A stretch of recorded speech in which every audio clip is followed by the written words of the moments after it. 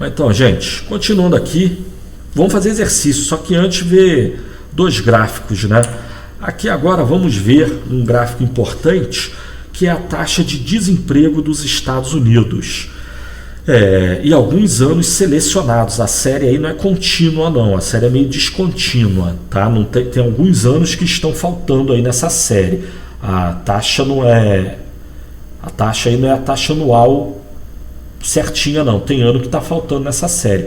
Mas com base nessa série, ela vai de 1920 até 2014, os dados são do Bureau of Labor Statistics, que é o Ministério do Trabalho dos Estados Unidos. E aí a gente pode ver a evolução da taxa de desemprego na economia americana. E a gente pode ver ali, nos anos 30, ela alcançando um pico fenomenal, né?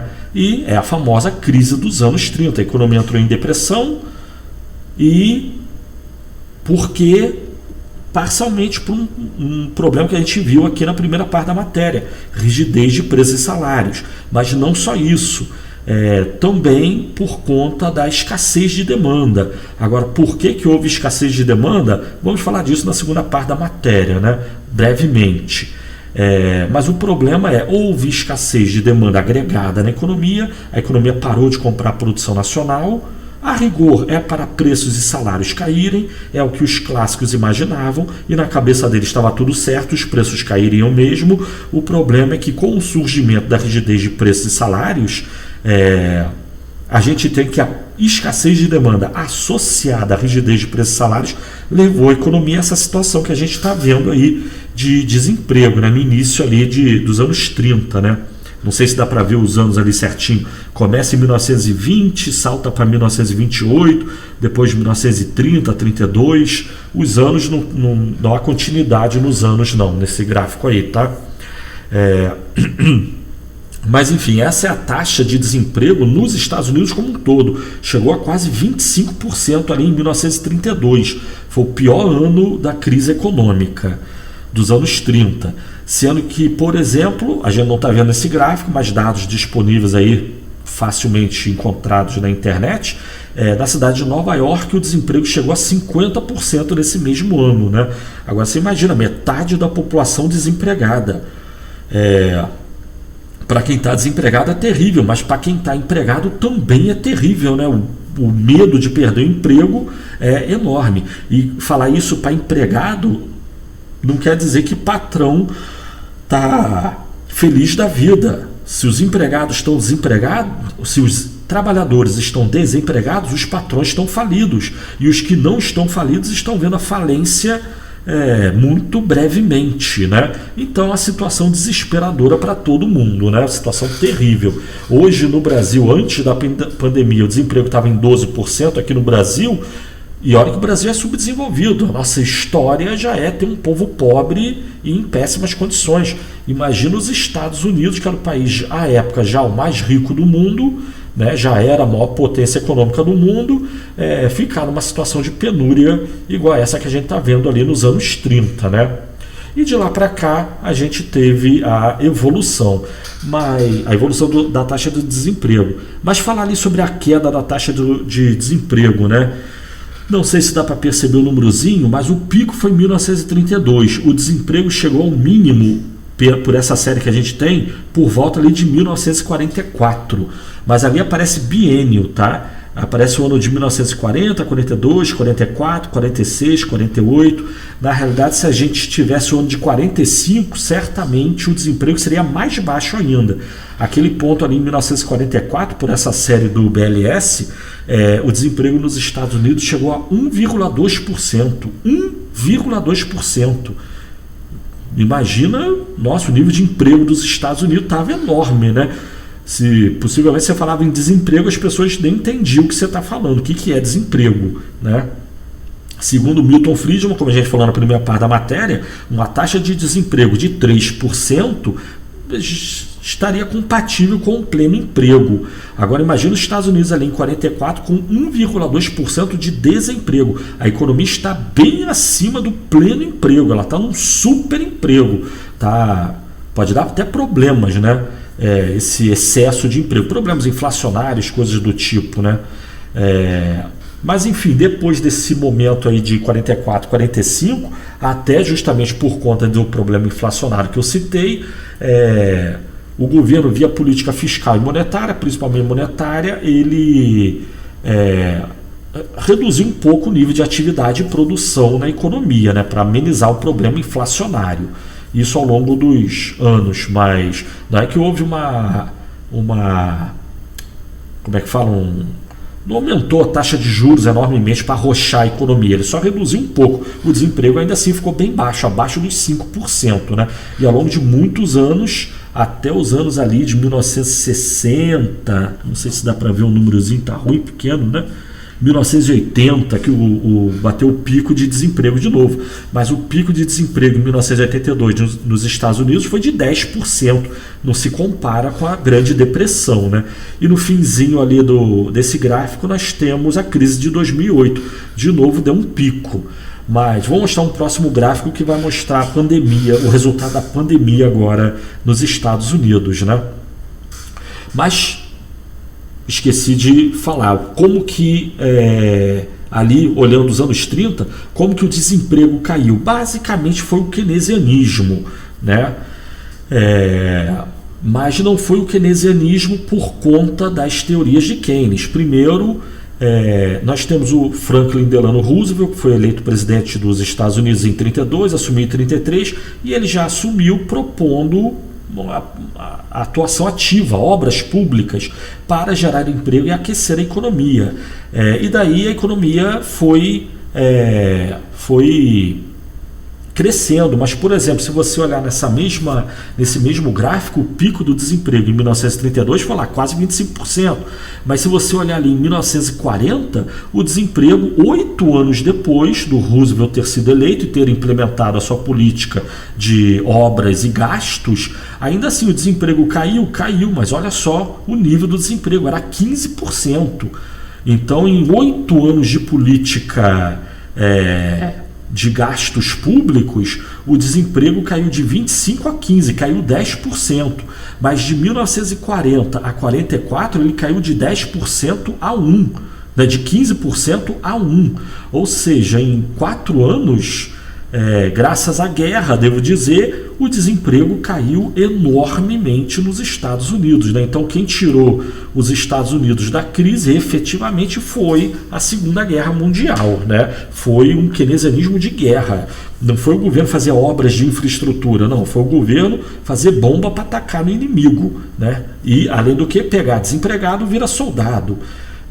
Isso reduziu o desemprego nos Estados Unidos enormemente. Tá? Então quem tirou os Estados Unidos e o mundo da crise dos anos 30 não tem muita dúvida não, é só olhar o gráfico aí que você vê, né?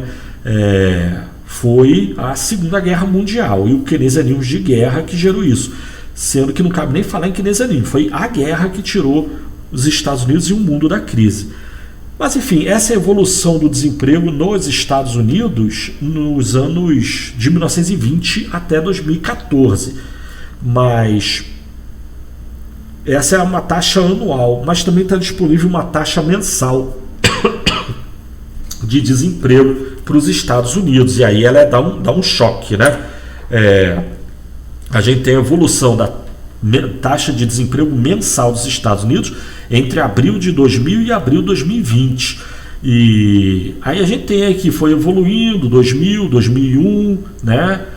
O desemprego ali na casa dos 5%, estava abaixo dos 5% no início de 2000, na casa dos 3%, foi acima dos 5% ali em 2003, mas voltou a cair até a gente cair na crise de 2008, né? Aí o desemprego já aumentou, mas o aumento do desemprego fez com que ele fosse só o que? Até 10% aproximadamente.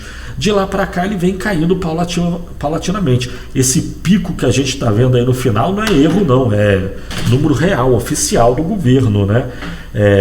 Isso aí é a pandemia de coronavírus que a gente está sofrendo aí, né? Estou gravando esse vídeo aqui em 3 de junho de 2020.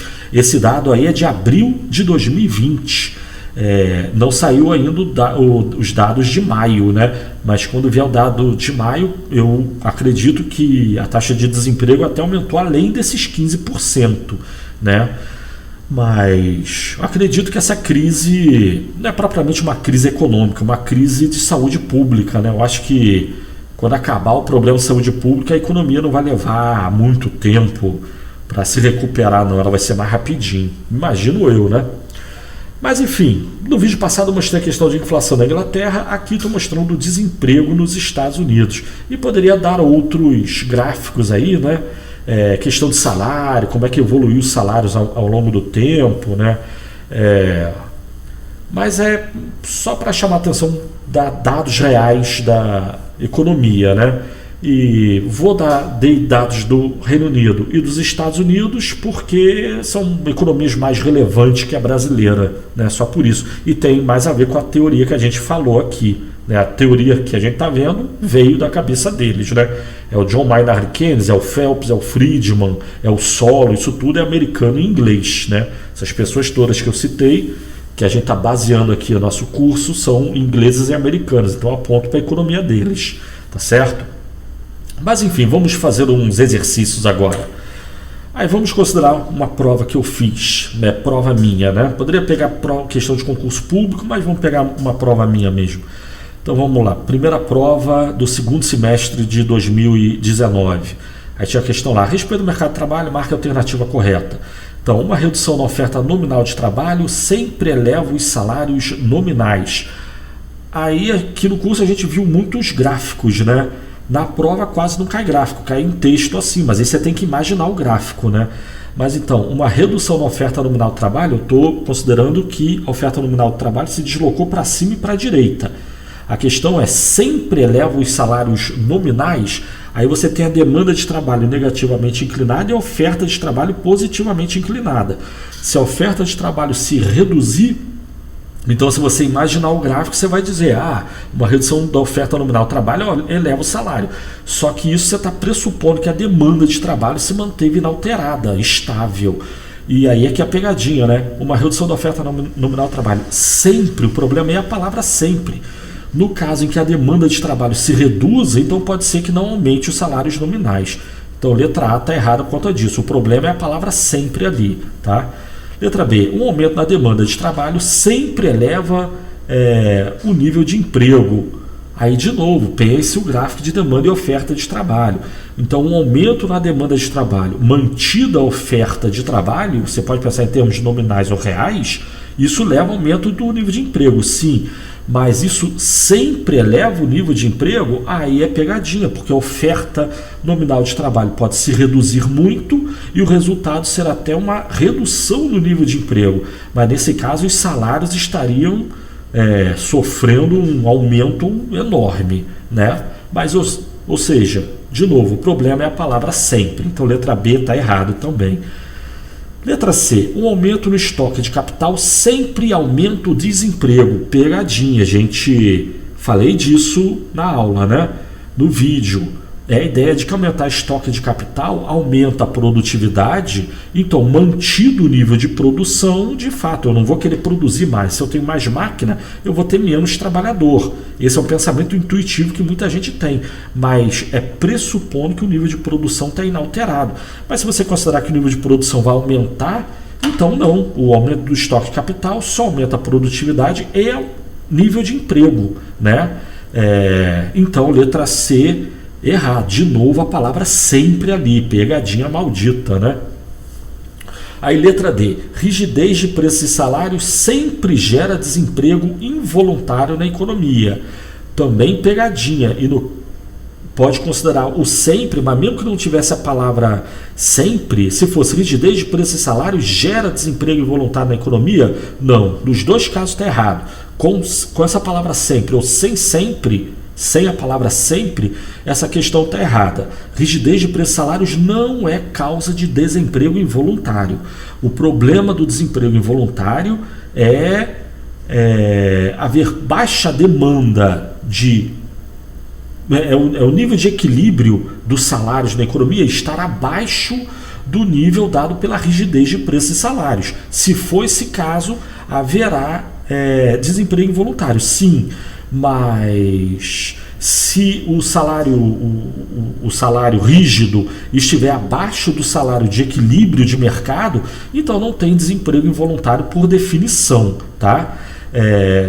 Ou, em outras palavras, o problema não é a rigidez de preços e salários por si só, é a rigidez de preços e salários associada a uma baixa demanda agregada na economia. A economia não compra toda a produção que ela é capaz de gerar ao nível de preços e salários que aí está. Se for esse caso, preços e salários têm que cair. Mas se eles caírem de forma a esbarrar na rigidez de preços e salários, ou a rigidez de preços e salários não deixa preços e salários caírem, aí sim essa escassez de demanda associada à rigidez de preços e salários acaba gerando desemprego involuntário. Mas se a gente tiver uma perda de demanda com rigidez de preços e salários, porém essa perda de demanda faz com que preços e salários caiam de forma que seja possível cair, eles não chegam aos valores mínimos dados pela rigidez de preços e salários, ou seja, os preços e salários na economia estão muito acima do que determina a rigidez de preços e salários. Eles podem cair? Podem, eles só não podem cair abaixo do valor dado pela rigidez de preços e salários, né? Mas, ou seja, o problema da rigidez de preços e salários é estar associado a uma baixa demanda. Isso gera desemprego involuntário. Se não for o caso, então rigidez de preços e salários não tem problema nenhum. Rigidez de preços e salários com alta demanda agregada não tem problema, não gera desemprego involuntário. Baixa demanda agregada sem rigidez de preços e salários não tem problema. Não tem rigidez de preços e salários e tem alta demanda. Não tem nem cabimento fazer uma pergunta dessa. Não tem problema nenhum aí, claramente. Agora, baixa demanda com rigidez de preços e salários e num nível de demanda baixa, que preços e salários tenham que cair abaixo do que é dado pela rigidez, esse é que é o problema da criação de desemprego involuntário na economia, tá certo? Mas então, A, B, C, D estão errado, então o correto é letra E. Todas as alternativas acima estão erradas, tá certo?